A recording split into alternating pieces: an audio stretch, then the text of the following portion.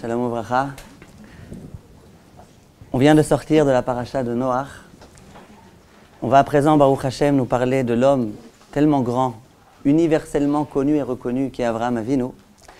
Et le contraste est déjà très grand. On va quitter un homme dont on ne sait pas très bien s'il était vraiment tzaddik ou s'il était que tzaddik de façon comparée à sa génération.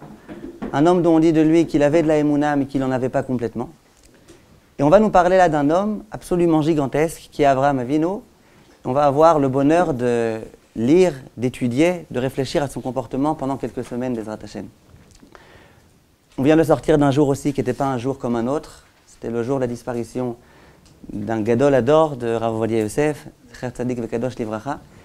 Et j'aimerais bien réfléchir avec vous un petit peu à l'une des grandes différences qu'il y a eu entre Noach et Avraham Avinu et essayer de m'inspirer d'une idée que j'ai entendue au nom du Rav Ovadia Yosef pour réfléchir un petit peu à la relation qui doit exister entre un Rav et ses élèves et la façon, d'une manière générale, dont il faut procéder pour pouvoir ramener des gens à la Teshuvah.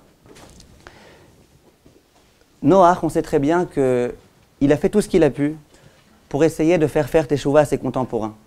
Hachem lui a dit, il y a le déluge qui va arriver, parce que ta génération se comporte mal, il va falloir que tu construises une arche. Noach l'a fait. Lorsque les moqueurs et les railleurs venaient le voir et qui lui disaient « Noé, Noé, pourquoi ce bateau? Il n'y a pas la moindre goutte d'eau. Je vous le fais sans l'air, mais vous le connaissez. » Noach, il ne se laissait pas faire. Il essayait de leur dire « Mais non, vous plaisantez, il faut faire Teshuvah.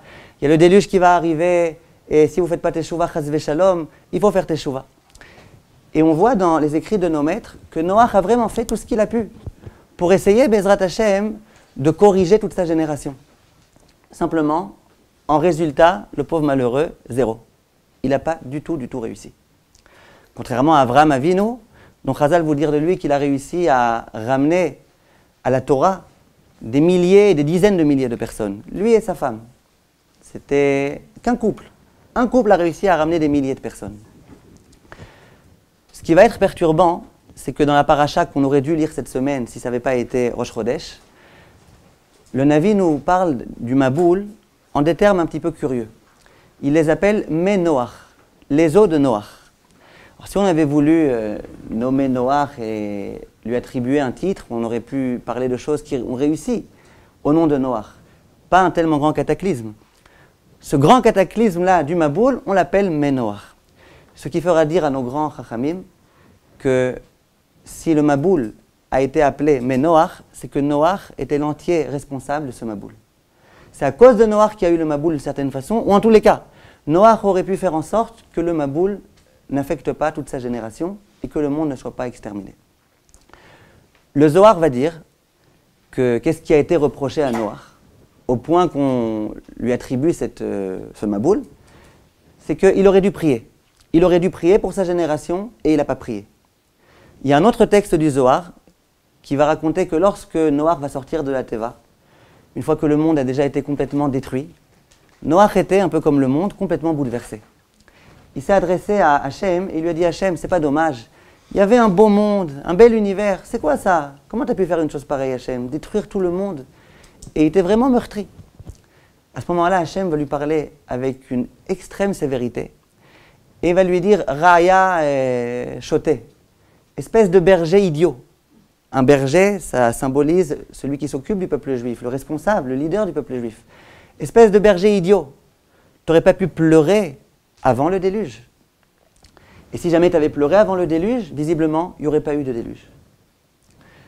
Donc on comprend bien qu'à Noach, on lui a reproché deux choses.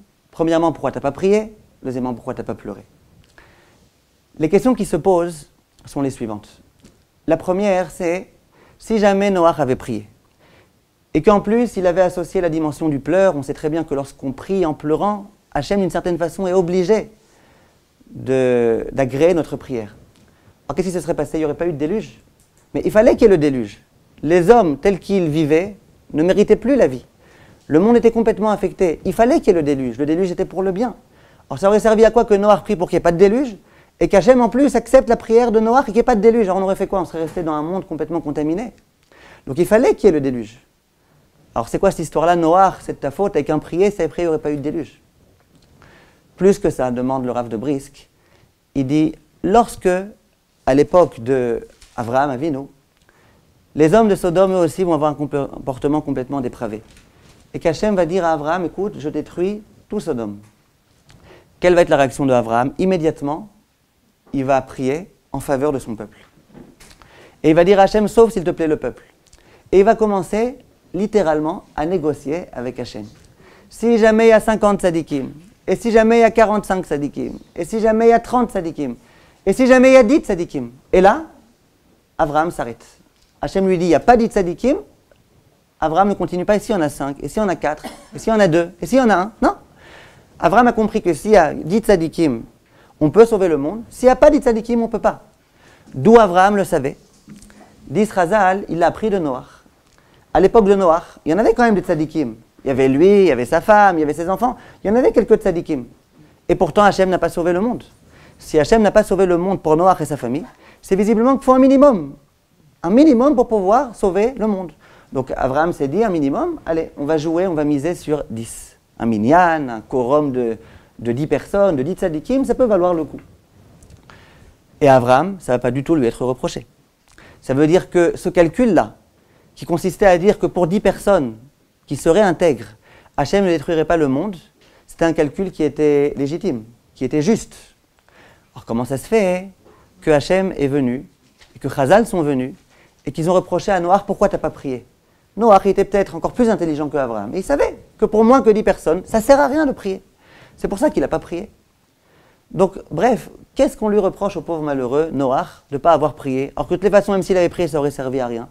Et même s'il avait prié pour qu'il n'y ait pas le déluge, mais il fallait qu'il y ait le déluge. C'était urgent que le déluge soit là pour détruire ces personnes-là, pour purifier ce monde. Qu'est-ce qu'on lui reproche à Noach?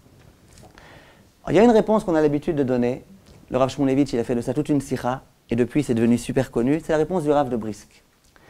Je vous l'ai dit en 2 mots, c'est pas cette idée-là qui va le plus m'intéresser aujourd'hui, parce qu'elle est connue. Le Rav de Brisk dit la chose suivante. Il dit, on sait que lorsque Paro Aracha a voulu en finir avec le peuple juif, qui se multipliait de façon énorme, il a réuni son comité. 3 personnes, les membres du conseil. Ces 3 personnes, c'était Bilam Aracha, cet ennemi juré du peuple juif. Il y avait Yitro, le grand tzaddik Yitro, et il y avait un autre homme, Yov. Hachem, on fait une petite interruption. Paro s'est adressé à ces 3 personnes-là, et il leur a dit, regardez, le peuple juif, il faut en finir avec eux, qu'est-ce qu'on fait? Immédiatement, vous vous imaginez, c'est qui l'idiot qui a commencé à parler en premier, à l'instar de Haman? Bilam, il dit, j'ai une super idée, on n'a qu'à prendre les enfants, les garçons, on les jette au Nil, superbe idée. Il a saisi l'occasion. Yitro, à peine il a entendu l'idée de Bilam, il était révolté, complètement révolté. Barach, il a écrit dans Chazal, il s'est enfui. Comme on dit, il a claqué la porte, pour bien montrer et manifester son mécontentement. Comment vous pouvez oser dire des choses pareilles? Et le 3e, c'était Yov. Yov, il a conservé le droit du silence. Yov, c'était un tzaddik. Quand on étudie le Sefer Yov, on voit que c'est un grand tzaddik. Pourquoi il a conservé le droit du silence? Il s'est dit, parler, ça ne sert à rien. À qui on va parler? À Bilam, ça sert à quelque chose. On va parler à Paro, ça sert à quelque chose. C'est des gens avec lesquels ça ne sert à rien de parler. Donc Yitro s'est dit, s'en aller, à quoi ça sert de claquer la porte? Je peux rester aussi sur place. Et donc Yov est resté sur place. Il est resté, il n'a rien dit. Il n'a ni été méchant, ni été gentil, il n'a rien dit. Dit Chazal, finalement, que s'est-il passé? Bilam, lui, il va finir tué par le fil de l'épée. Ça lui revient. Il a voulu tuer des gens, et ben voilà, lui, on doit le tuer.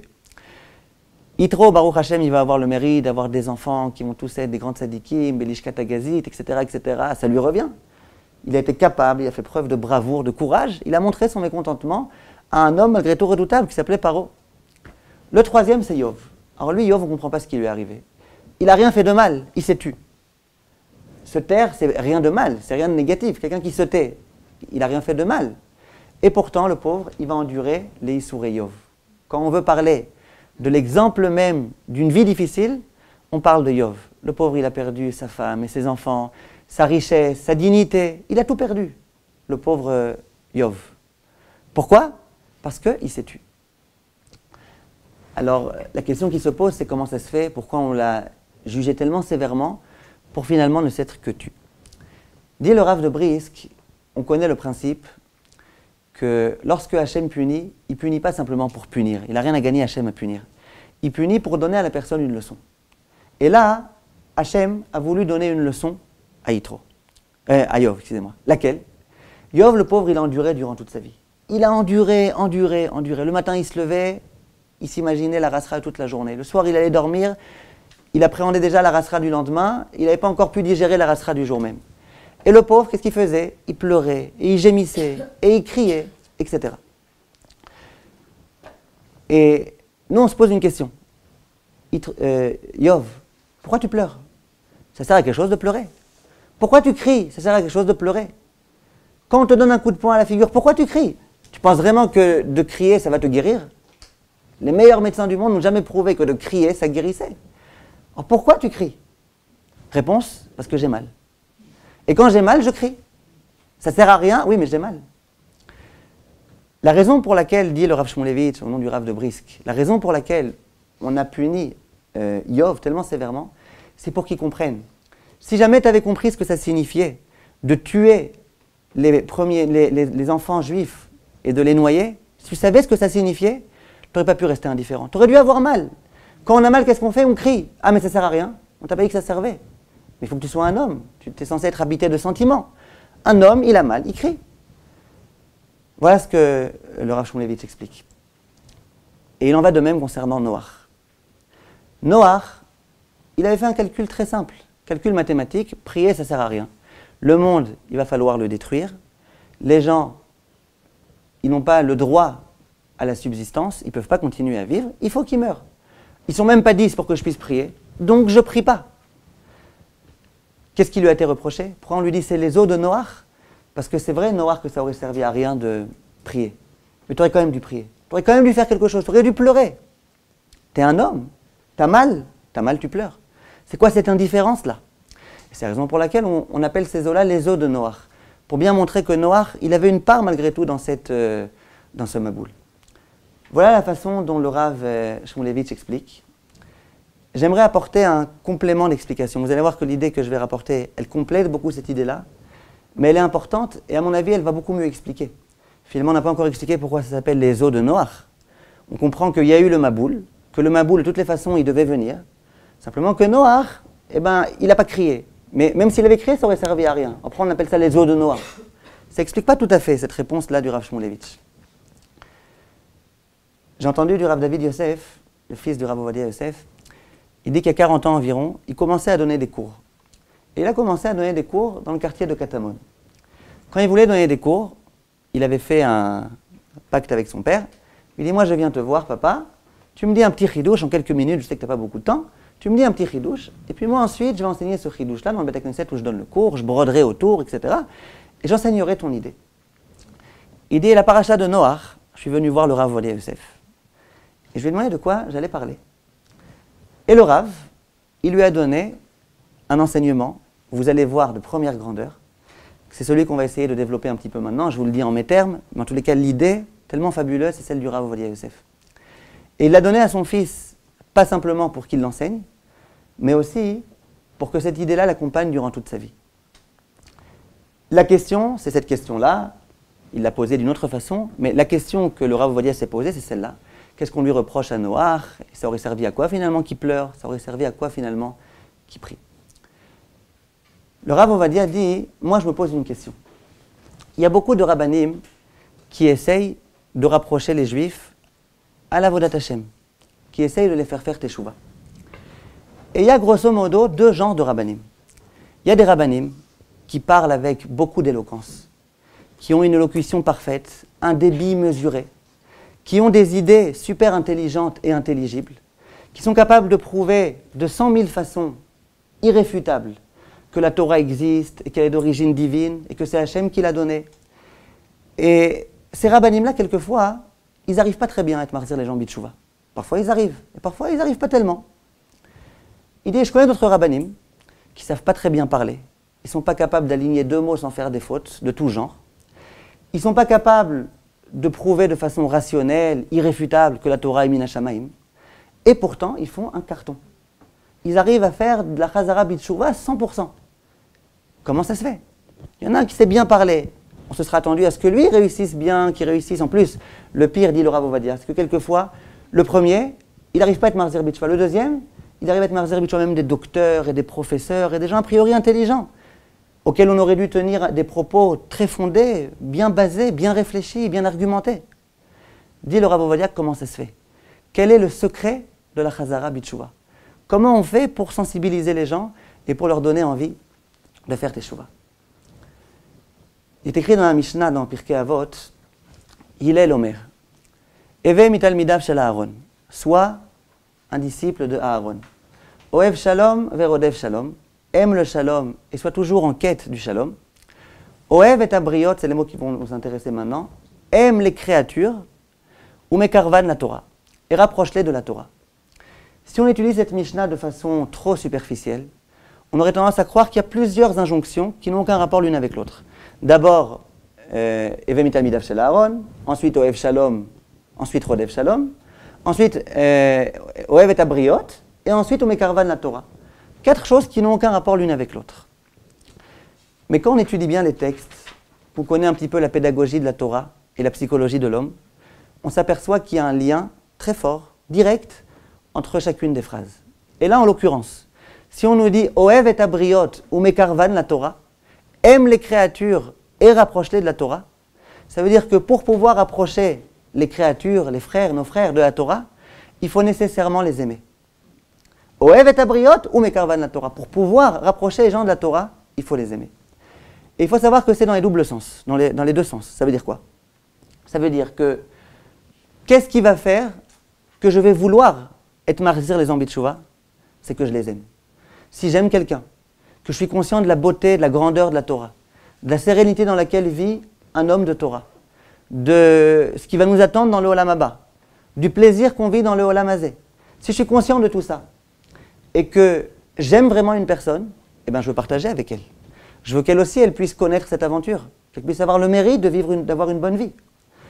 Donc on comprend bien, dans l'ordre dans lequel c'est articulé, Oev et abriot, ou mekarvan la Torah. C'est parce que j'aime l'autre que je vais faire tout ce que je peux pour le rapprocher de la Torah. Vous êtes d'accord avec ça? Bien fait. Mais ce qu'il faut comprendre, c'est que c'est vrai aussi dans le sens inverse. Ça veut dire, c'est pas simplement parce que j'aime l'autre que je vais faire en sorte de le rapprocher d'Hachem, mais ce n'est que parce que je l'aime que je vais réussir à le rapprocher d'Hachem. Et comment ça fonctionne? C'est pas compliqué, je vous le dis quand même. Lorsque je viens voir quelqu'un qui est complètement à l'ouest, et j'aimerais bien le rapprocher de la Torah. La Torah elle-même, c'est un message de vérité. Elle a déjà eu ses lettres de noblesse. Elle n'a pas besoin de moi. Le message de la Torah parle de lui-même. La vie des gens qui ont vraiment vécu la Torah parle d'elle-même. L'exemple que ces gens-là sont capables de donner, c'est un exemple parlant. A priori, de convaincre quelqu'un de l'authenticité de la Torah, de la beauté de la Torah, c'est pas très compliqué. C'est faisable, c'est jouable. Qu'est-ce qu'il peut faire alors que lorsque je m'adresse à quelqu'un, il n'ait pas envie d'écouter? C'est dans la mesure où je ne l'aime pas particulièrement. Donc lorsque je viens lui parler, il a l'impression que je suis celui qui va lui faire la morale, que je suis celui qui suis payé pour ça, je suis payé par pourcentage. Soit chaque personne que je suis mahzir bitchouva, il y a je ne sais pas quel keren de Chazara bitchouva qui me donne je ne sais pas combien de dollars, ou soit même des strapontins dans le Olam Haba. C'est très bien être mahzir bitchouva, donc je suis mahzir bitchouva, comme ça au moins j'aurai droit à un grand Olam Haba.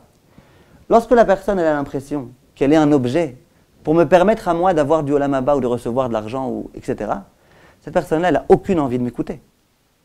Ce qui va faire qu'elle va bien vouloir m'écouter, c'est qu'elle sente que je suis proche d'elle. C'est parce que je t'aime que je veux partager une expérience avec toi. Prenons un exemple tout simple. Une dame qui travaille à Beta Dfus, non, vous avez deviné quoi? Call center. Elle travaille dans call center. Et donc, elle s'appelle Hana, mais elle ne peut pas s'appeler Hana, ça ne se fait pas. Donc, on va l'appeler Anne. D'accord? Elle s'appelle Anne. Et on va lui dire, regarde, il faut que tu vendes cette affaire-là, etc. On va essayer de la convaincre que c'est une affaire qui vaut le coup. En tout cas, il faut qu'elle donne l'impression que ça vaut le coup. On va lui dire, tu appelles aujourd'hui un tel. Elle regarde les numéros. D'un coup, elle voit qu'il y a une personne qu'elle doit appeler, c'est sa meilleure copine. Sa copine, elle s'appelle Rivka. Alors, elle prend le téléphone, et puis bien évidemment, un numéro masqué. Et elle appelle, bonjour Rivka, j'espère que je ne vous dérange pas, j'appelle, c'est de la part de Anne. J'ai une super affaire à vous proposer. Je ne sais pas si je le fais bien, hein, j'ai jamais on m'a jamais appris à le faire. Alors, si elle est gentille, Rivka, elle dit je suis désolée, et qu'elle n'a pas reconnu la voix de sa meilleure copine, elle dit je suis désolée, j'ai pas beaucoup de temps maintenant, c'est très gentil, à bientôt. Et elle raccroche. Au bout de 2 minutes, pas Anne, mais Hana, elle prend son téléphone normal, elle compose le numéro, et immédiatement, avec beaucoup plus d'entrain, Rivka lui répond. Hana, comment vas-tu? Et tu sais, j'ai une super affaire à te proposer, je t'assure, j'ai entendu un truc, tu vas voir, tu peux être que gagnante. Et en plus, je ne suis pas payé pour te le dire. Hein. Ah ouais, vas-y, dis-moi, c'est gentil, t'es super sympa de m'appeler, tu me proposes quelque chose, c'est vraiment... Attends, il y a 5 minutes, je t'ai appelé, je t'avais dit qu'il y avait une super affaire. T'as pas voulu écouter. Comment ça se fait? Parce qu'il y a 5 minutes, je savais que c'était quelqu'un qui parlait d'un call center, qui ne croyait pas un mot à ce qu'il disait, et qui était payé pour ça, et j'ai pas que ça à faire. Mais si toi, en tant que copine, tu viens, tu me dis qu'il y a une super affaire, je suis prêt à écouter. C'est ce qu'on appelle un conseil d'amis. Si tu es un ami, alors ton conseil, c'est un conseil d'amis. Et donc je suis prêt, moi, en tant qu'ami, à écouter ton conseil d'amis. Mais si tu n'es pas un ami, j'ai pas de temps à perdre.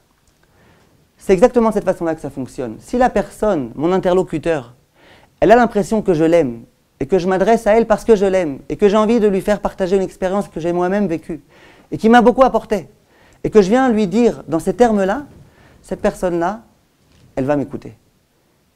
Et j'aurais gagné que cette personne-là que j'aime, je pourrais lui donner une bonne vie. Voilà de quelle façon ça fonctionne, cet enseignement-là de Oev et Abriot ou Mekarvan la Torah. Dans la mesure où l'autre il a l'impression que ce que je fais c'est pour lui, il a envie. S'il a l'impression qu'il a c'est que je viens, que je vais être supérieur à lui, que je veux lui faire la morale, alors là ça ne peut pas fonctionner. Une fois j'étais très choqué parce que j'ai parlé à un ami qui me disait, moi ma conception de la vie, c'est que, il disait que c'était ça la conception de la Torah, très religieux, même qui donnait des cours et tout. Il me dit, moi ma conception de la vie, c'est que moi, Hachem m'a créé, Bishvili Nivra Olam et tout, et les autres, il parlait de façon un peu crue, mais vous le pardonnerez, c'est des pions. Des petits pions, des pions. Alors il y a un pion qui s'appelle ma femme, elle me fait à manger. Il y a un pion, c'est mes élèves, alors je les déplace quand j'ai besoin, quand ils lèvent la main, je les interroge, parce que c'est pour que je sois rave, il faut bien que j'ai des élèves. Donc il y a des pions. Et puis, pour lui, toute la vie, c'était comme ça, un système que lui, il existe, et à part ça, il n'y a que des pions. Et ça ne le dérange pas de savoir que sa femme, pour elle, elle aussi, elle existe, et lui, c'est un pion. Pour lui, c'est une façon très jolie, très positive de concevoir la vie. Et moi, je considère que c'est une erreur absolue. Qu'il n'y a pas des pions, il y a des frères, il y a des sœurs, il y a des enfants, il y a des parents, il y a des élèves, il y a des rabbinim. Il n'y a pas de pions. C'est quoi les pions? Quand un rav, il vient donner un cours, s'il donne un cours et qu'il a l'impression que c'est des pions, eh ben, il n'a aucune chance que son message puisse passer. C'est pas ça un rav. Un rav, il a face à lui des êtres humains, il a face à lui des frères, des sœurs, des gens qu'il a envie de rapprocher, des gens qu'il aime et qu'il a envie de rapprocher parce qu'il les aime. Voilà la différence. Nos enfants aussi. Si on a envie, Bezrat Hashem, que le message de la Torah, qui est tellement facile, qui est tellement beau, qui puisse passer, il faut leur montrer de l'amour. Et quand les enfants, quelquefois, malheureusement, ils s'écartent du chemin de la Torah, le conseil de tous les pédagogues, c'est de dire, ton fils, il te saoule, il te fait honte, il t'insulte, c'est pas grave, montre-lui que tu continues à l'aimer. Si tu lui montres que tu continues à l'aimer, dans 2 ans, dans 3 ans, quand la passion sera passée, eh ben, d'un coup il reviendra. Et ça fait ses preuves. La meilleure façon de pouvoir approcher les gens de la Torah, d'un idéal, c'est de les aimer, de leur montrer qu'on les aime et de ne pas jouer de jeu, de vraiment les aimer. Et c'est de cette façon-là que les choses fonctionnent. J'ai entendu une fois une histoire de quelqu'un digne de confiance. Il disait que un jour, il y a un homme qui a fait teshuva. Et ce qui est intéressant, c'est dans quelles circonstances il a fait teshuva. Il était dans une Seuda Shlishit en France, quelque part dans Bet Knesset. Et il y a un grand admor qui est venu, d'Eretz Israël, je pense, si je me souviens bien, qui est venu. Il a fait une dracha. L'autre, pendant toute la dracha, il a dormi, ça ne l'intéressait pas du tout, du tout. Et puis ensuite, il y a eu la Seuda Shlishit. Dans la Seuda Shlishit, à un moment donné, les choses ont fait que cette personne-là, là, cet homme-là qui n'était pas du tout religieux, il était assis à côté du Admor. Et pendant les chants, le Admor, il l'a pris comme ça par l'épaule, il a commencé comme ça à chanter avec lui, Yaher Sof. Et puis pendant tout le shir, il a laissé sa main sur son épaule et il a chanté Yaher Sof et Noam Shabbat. Il dit, eh bien ça, cette main-là, très chaude, du Rav, sur mon épaule, c'est ça qui m'a donné envie de faire teshuva. Et ensuite, il a fait teshuva. C'est ridicule. On a l'impression que cet homme-là, c'est un imbécile. Tu fais tchouva parce que tu changes toute ta vie, parce qu'il y a un barbu qui t'a mis la main sur ton épaule. Il est où l'esprit rationnel? Mais oui, quelquefois les personnes, elles ont besoin de quelqu'un qui soit là, qui leur dise tu es important, tu es cher à mes yeux. Et c'est ce chemin-là, c'est ce message-là qui fait son chemin. Quand un rav a envie de donner envie à ses élèves de progresser en Torah et en Yirat Shamayim, la meilleure façon, c'est qu'il leur montre « vous êtes cher à mes yeux ». Mais pas que vous êtes cher, parce que grâce à vous, je suis rav. Parce que si je n'avais pas d'élèves, je ne serais pas rav. Non, vous êtes cher parce que vous, en tant que vous êtes important. Et lorsque le rav, il veut bien faire, et qu'il y a des élèves qui posent des bonnes questions, qui leur disent « tu sais ta question, c'est une très bonne question que tu as posée ». Et quand on donne une réponse, c'est une très bonne réponse. Et à chaque fois qu'il a la possibilité de dire « tu vois, j'ai bien aimé ta façon de réfléchir, tu vois, ça c'est très bien », eh bien c'est ce qu'il faut qu'il fasse. Dans la mesure où le rav montre à son élève, à celui qui est a priori complètement paumé, tu sais, toi aussi tu as une part dans la Torah, Hachem il t'aime, Hachem il t'apprécie, cette mida que tu as là, Hachem il aime cette mida-là, et tu as encore un avenir. C'est ça, c'est ce message-là que les gens ont besoin d'entendre. Et très souvent, les personnes, quand elles entendent ce message-là, que même quand on est complètement paumé, il y a un rav qui vient qui me dit « paumé? Non, moi je te prends dans mes bras. Non, moi je t'invite à réfléchir. Je t'invite chez moi à la maison. Je veux que tu vois que, moi je pense que tu vas pouvoir grandir. » Ça peut réussir. Et c'est ce que Chazal nous enseigne, que c'est de cette façon-là, exactement qu'il faut procéder pour pouvoir, Bezrat Hashem, ramener les gens à la tchouva. Il y a des histoires, la Gemara par exemple, elle raconte qu'il y avait un rav qui s'appelait Rabbi Zera. Et là où il habitait, il y avait une bande comme ça de voyous. C'était des birionim, comment on dit des birionim? Des gens très, très forts, des musclores comme ça. Ouais, il y avait des musclores qui habitaient dans cette shruna et qui faisaient peur à tout le monde. Et Rabbi Zera, lui, il s'est fait copain avec eux. Rabbi Zera, un amora de la Gemara, il s'est fait copain avec eux. Et tous les rabbanim de sa génération lui ont dit « mais tu plaisantes. Eux, tu devrais les jeter complètement. Qu'est-ce que tu te fais copain avec eux? Qu'est-ce que tu les écoutes, Bichlal? Tu devrais les jeter, leur montrer si vous voulez. Soyez des bons juifs. C'est quoi ces birionim là? » Et Rabbi Zera, lui, continuait à les affectionner. La Gemara raconte que lorsque Rabbi Zera est décédé, cette bande de birionim, ils se sont dit « ouais, qu'est-ce qu'on va faire maintenant ?» Jusqu'à présent, il y avait Rabbi Zera qui nous aimait, qui priait pour nous. Et donc voilà, on avait malgré tout une bonne vie, une bonne parnassa, une bonne santé. Il y avait Rabbi Zera qui priait pour nous. Maintenant que Rabbi Zera n'est plus là, qui est-ce qui va prier pour nous? Et dans ce moment là où ils étaient déstabilisés, ils ont fait Teshuvah. Comme dans Sanhedrin d'Aflamet Zaïm qui raconte. De là, on voit que même les gens qui sont a priori les plus loin, les plus écartés, les gens qui nous regardent d'eux-mêmes avec des yeux de haine, nous, il faut qu'on les regarde avec des yeux d'amour et qu'on essaye de les rapprocher.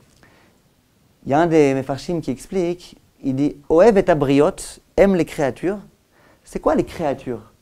Quand on veut parler d'un homme, on peut dire Adam, on peut dire Ish, on peut dire Anashim, Karev et Anashim. Briot, c'est le sens le plus général pour parler d'une créature. À la rigueur, si je veux parler d'une fourmi, je dis briot. Donc, on a assimilé cet homme-là, qu'on est censé rapprocher, à une petite créature de rien du tout, qui vaut rien, qui a aucune valeur, aucune essence, rien du tout. Les Rachamim, oui. Même celui-là, qui n'est qu'une bria, c'est celui-là qu'il faut rapprocher. Rapproche-toi de lui et montre-lui que ce n'est pas une fourmi, que c'est un géant, et que pourvu qu'il fasse des efforts, il grandira. Montre-lui que tu as confiance en lui, montre-lui que tu l'aimes, montre-lui que tu lui présentes le message de la Torah parce que tu y crois, et que tu crois en ses capacités d'adhérer à ce message. Et ça, tu verras, ça réussira. Lorsque on traite, entre guillemets, j'allais dire, ces élèves ou les personnes qu'on a envie de rapprocher à la Teshuvah de cette façon-là, quand on parle avec son cœur. On ne parle pas avec des idéaux simplement philosophiques qui veulent rien dire. On parle avec son cœur. J'ai face à moi quelqu'un, je veux qu'il fasse Teshuvah, mais je le supplie, je t'en supplie. Quand on supplie quelqu'un, on ne supplie pas quelqu'un, alors je te supplie. C'est pas comme ça que ça marche. Je te supplie, fais Teshuvah, je te promets, tu verras, allez, essaye, tente l'expérience. On parle avec le cœur. Et la personne, elle le sent très bien ça. La personne, au moment où on parle avec le cœur, on fait tout pour essayer de la convaincre qu'on a vraiment envie qu'elle tente cette expérience qui est celle de la Torah. De cette façon-là, la personne, elle peut se laisser convaincre et elle peut avancer. Et ça réussit très très bien. Dit le Rav Ovadia Yosef, on en revient à lui, à son fils. Écoute Rabbi David, tu vas maintenant aller donner des cours. Alors écoute la leçon qu'il faut que tu comprennes bien. On nous parle de Noach. On dit Noach, le pauvre, réussite en Chazara B'Teshuvah, 0. Double 0. Comment ça se fait? Pourquoi il n'a pas réussi, le pauvre malheureux? Comment ça se fait? Dit le Rav Ovadia, c'est ce que le Zohar nous dit. Le Zohar dit, Raya choté, espèce d'idiot, pourquoi t'as pas pleuré avant le déluge? Ça veut dire quoi, pourquoi t'as pas pleuré? Et si tu avais pleuré, ça aurait changé quoi? Réponse, si tu avais pleuré, c'est pas qu'il n'y aurait pas eu de déluge, c'est que les gens, ils auraient fait teshuva. Grâce à ta larme, tu aurais réussi à rapprocher les gens à la teshuva. Si tu avais parlé avec sensibilité, si tu avais parlé avec ton cœur, qui s'exprime quelquefois par le pleur, qui s'exprime quelquefois par une voix qui change de ton un petit peu, parce que tu es ému, parce que tu as un message que tu veux partager avec les autres, eh bien, il n'y aurait pas eu de déluge. Pas parce que les gens seraient restés les mêmes et qu'il n'y aurait pas eu de déluge, ça aurait servi à rien. Il n'y aurait pas eu de déluge parce que les gens auraient fait teshuva. Et c'est ça qu'on lui reproche à Noach. À Noach, on lui dit, ton eau à toi, ce maboul, s'appelle Ménoach, c'est l'eau de Noach. Parce que sans Noach, parce que si Noach avait mieux fait, s'il avait parlé avec sensibilité, avec cœur, s'il avait pleuré quelquefois, il n'y aurait pas eu de maboul. Et ça explique très bien, ça explique encore mieux, a priori, qu'enseignement du Rav Shmulevitch. Mais ça se complète. Le Rav Shmulevitch, il dit, Noach, t'es un hadish, t'es un indifférent. Et le Rav Ovadia, il dit aussi à Noach, t'es un indifférent. T'es pas capable de pleurer quand tu parles, t'es pas capable de parler avec cœur, t'es pas capable de parler avec enthousiasme, t'es pas capable de montrer aux gens que tu les honores, que tu les apprécies, que tu as vraiment envie qu'ils fassent teshuva. Ça, c'est ce qui a été reproché à Noach. Et le Rav Ovadia, c'est ce qu'il a dit à son fils. Tu vas parler aux gens, fais attention. Parle avec ton cœur. Ne fais pas de jeu, ne fais pas de cinéma. Parle avec ton cœur. Et son fils dit, c'est ce que le Rav a toujours fait. Je ne sais pas si vous avez connu la sensibilité du Rav Ovadia, mais quand il pleurait parfois en pleine histoire, il racontait une petite histoire, il se mettait à pleurer. Il pleurait avec son cœur. Et quand il était fâché avec son cœur. Il n'y avait pas de cinéma, il imitait personne. Quand il était vraiment fâché contre quelqu'un, c'est son cœur qui parlait. Le Rav Ovadia, il laissait son cœur s'exprimer. Toutes les phrases qu'on a trop tendance à dire aujourd'hui, en particulier dans le milieu francophone, que la Torah, c'est pas du regesh. La Torah, c'est pas de la sensibilité. La Torah, c'est sechel. C'est vrai et c'est faux. C'est vrai que la Torah, c'est pas que de la sensibilité, mais c'est faux que la Torah, c'est que du sechel. La Torah, c'est du sechel et c'est de la sensibilité, et l'un sans l'autre, c'est pas de la Torah. L'homme a été habité d'un sentiment, d'une sensibilité, et il faut qu'il s'en serve. Lorsque j'étais enfant, j'avais 12-13 ans, j'étais un jeune homme, j'étais sidéré par la façon dont le Rav Sitruk parlait. J'adorais l'écouter, tous les lundis soirs, même quand le lendemain j'avais un examen énorme, j'allais à la Victoire pour l'écouter. Et à chaque fois, à la fin, je restais à la tefila, après j'essayais de trouver une petite question à lui poser pour Zarma lui parler comme ça. Et je me disais, mais comment il fait? Comment il fait pour parler tellement bien? Comment il fait? Un jour, il y avait un shiur qui était organisé en plein air. C'était avant les vacances. Il a voulu comme ça, le Rav, changer un petit peu d'atmosphère. Le cours n'était pas à la Victoire, il était chez plus haut, à Perpète. Et bon, j'ai été, bien sûr. Et je ne sais pas comment je me suis arrangé, c'était la Sieta d'Ishmaïa. J'ai eu le sroud d'être assis à la même table que lui. J'étais avec un ami, tous les deux étaient assis à la même table que le Rav, c'était super sympa, on a discuté un petit peu, etc. Et à un moment, je me suis dit, c'est l'occasion rêvée, là, c'est comme ça, en plein air, sympa. Je lui ai demandé comment il fait pour parler tellement bien. J'ai été le voir, je me suis rapproché de lui, et je lui ai dit, Rav, dites-moi, comment vous faites pour parler tellement bien? C'est quoi votre truc? Il me dit, la vérité, j'en ai pas qu'un, j'en ai 6. 6 trucs. D'accord? Non, il ne m'a pas dit ça à cette occasion, mais il aurait pu me le dire. Il me dit, tu veux que je te dise? Je laisse mon cœur parler. Je laisse mon cœur parler. Mon cœur, il parle, c'est lui qui parle. Quand tu entends quelqu'un parler, c'est pas moi, c'est pas... Je laisse mon cœur parler. Alors moi, je ne me suis pas laissé avoir par ce petit conseil de rien du tout. Je lui dis, ah, mais franchement, hein, allez, c'est quoi votre cœur, il parle? Comment vous faites pour bien parler? Dites-moi votre truc. C'est pas possible, ça. Si on a 6, dites-moi les 6. Mais en tous les cas, dites-moi quelque chose. Il me dit, je t'assure, c'est mon cœur qui parle. J'ai pas de truc, c'est mon cœur qui parle. Comme il a vu que j'insistais, j'étais un peu lourd. Et visiblement, il avait peur de me décevoir. Il m'a dit, bon, tu sais quoi, je vais te donner un conseil. Lis un petit peu de littérature. Je lui dis, bah, dites-moi quoi? Il me dit, achète les livres de Saint-Exupéry. Saint-Exupéry, il écrit en très bon français. Et puis, tu vas apprendre du vocabulaire, tu vas apprendre des expressions. Et puis, comme ça, voilà, tu baiseras ta chaîne, tu parleras très bien. Alors, la vérité, mon aspiration, c'est de parler aussi bien que lui. Ne vous moquez pas de moi, peut-être qu'un jour, j'y arriverai. Mais en tous les cas, j'ai acheté le lendemain Saint-Exupéry. Mes parents étaient heureux, parce que ça faisait des années qu'ils me suppliaient de bien vouloir lire un peu de littérature. Et moi, je m'en foutais complètement. Et puis, j'ai lu un petit peu, et rapidement, j'ai laissé tomber, ça ne me passionnait pas du tout. En tous les cas, avec un petit peu de recul, j'ai compris que son conseil de Saint-Exupéry, c'était du bidon. Mais c'est moi qui l'ai voulu. Il m'avait donné un bon conseil. Moi, j'ai insisté, alors il m'a vendu du n'importe quoi. Le vrai conseil, c'était son premier conseil. Ça a pris du temps à comprendre. Le vrai conseil, c'est laisse ton cœur parler. Quand ton cœur y parle, ça percute le cœur des autres. Après, le reste, la rhétorique et le blablabla et l'éloquence et le machin, c'est du n'importe quoi. L'essentiel, c'est laisse ton cœur parler. Et quand le cœur y parle, on réussit à faire le travail extraordinaire que le Rav Sitruk a réussi à faire, le travail extraordinaire que Rav Ovadia a réussi à faire. Si vous me demandez est-ce que Rav Ovadia était éloquent, moi personnellement, je vous dirais non. Je vous dirais que Bibi parle beaucoup mieux que Rav Ovadia Yosef. N'empêche, vous demandez aux gens, vous aimiez écouter Rav Ovadia? Ah, c'était un kiff. Comment ça se fait? C'était son cœur qui parlait. Et quand le cœur y parle, ça réussit. Regardez par exemple les rabbins contemporains français, ils essayent d'imiter mes chers amis du Rav Sitruk. Et moi le premier. Mes chers amis, mais ça marche pas. Ça marche pas. On ne peut pas imiter mes chers amis du Rav Sitruk. Alors il y en a, ils savent qu'ils ne peuvent pas l'imiter, ils font mes très chers amis. Ah, c'est du bluff, ça marche pas. Le Rav Sitruk, dans son mes chers amis, il était capable de mettre tout son cœur. Et nous, on essaye d'imiter, ça marche pas. Ça marche pas. Mes chers amis du Rav Sitruk, personne ne sera capable de le remplacer. Parce que ce qu'il faut, Bezrat Hashem, c'est qu'on parle avec son cœur et qu'on parle avec son cœur quand on aime les autres. C'est ce que le Rav Ovadia a enseigné à ses élèves, à son fils. Il dit, tu veux parler, parle. Parle avec ton cœur. Et c'est ce qu'on a reproché à Noach. Noach, si on appelle son eau, l'aimer Noach, c'est parce qu'on lui a reproché. Noach, tu aurais dû avoir un peu de sensibilité. Si tu avais eu de la sensibilité, toute ta génération aurait réussi. Et on en revient à notre paracha de Lech Lecha. On va rencontrer... C'est un choix. De quoi? C'était un choix pour lui, c'est-à-dire que si lui, elle ne le ressent pas, comment on va le forcer à... C'est un travail d'aimer les autres, c'est un travail, c'est une mitzvah minatora d'aimer l'autre. C'est-à-dire qu'on peut travailler sur ça, c'est pas inné. Parfois c'est un peu plus inné que chez quelqu'un d'autre, mais... Oui, il y en a qui l'ont naturellement, je ne sais pas. Mais comme tout, ce qui est naturel, ça vaut pas grand-chose. Après, il faut travailler dessus pour amplifier, pour... D'accord? Qu'est-ce qui fait qu'on va aimer l'autre? Ah bon, ça c'est l'objet de tout un autre cours. Comment on fait pour amplifier la Vatazoulat? C'est un cours en plus qui est très, très général. C'est-à-dire il y a beaucoup de choses qui se trouvent tout autour qui font que ça nous empêche d'aimer les autres. Souvent le manque de Emouna, souvent... Bon, c'est un autre sujet. Mais en tous les cas, si vous voulez qu'on termine notre réflexion, Avraham Avinu. Avraham Avinu.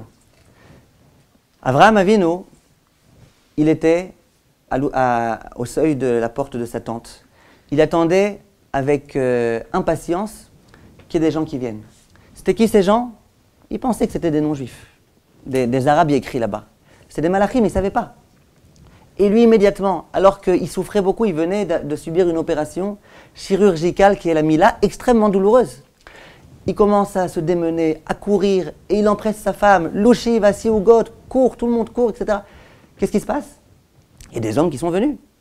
Un homme, il faut l'honorer. Il va, il leur lave les pieds. Ben oui, il y a un homme, l'homme, il faut l'honorer. Après, on s'étonne que ces hommes-là aient fait échouva, que ces hommes-là se soient rapprochés d'Hachem. C'est normal. Ils voient un homme qui les adore. Il est tout prêt à faire pour eux, gratuitement, il ne demande rien. Alors quand cet homme-là donne un bon conseil, ben on l'écoute. Et il y a des milliers de personnes qui ont fait échouva grâce à Abraham. Et quand Abraham va entendre qu'on veut détruire Sodome, qu'est-ce qu'il va faire? Eh bien, il va prier. Vous pensez que ça fait rien, quelqu'un qui voit que Abraham prie pour lui? Ça fait quelque chose. C'est pas ce que les gens ont connu à l'époque de Noach, un homme complètement indifférent, qui se moque d'eux, qui n'en a rien à faire.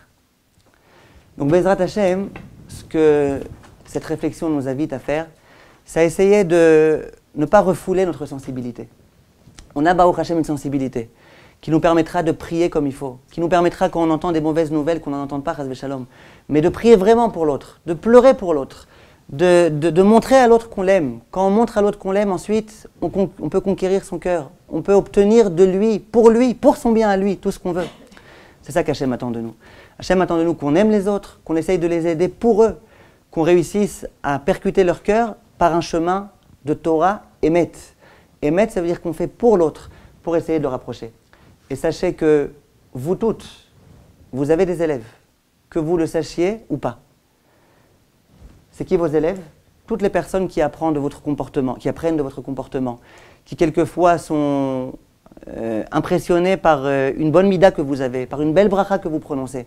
Toutes ces personnes-là de la famille lointaine quelquefois, qui au fur et à mesure, même sans vous le dire, commencent à bonifier un petit peu leur comportement grâce à vous. Toutes ces personnes-là, c'est des élèves. Plus on les aimera, plus on leur montrera « je t'aime et je ne te regarde pas avec condescendance et j'aimerais que tu te rapproches toi aussi », plus on a de chances, Bezrat Hashem, de réussir. Voilà, Chazak.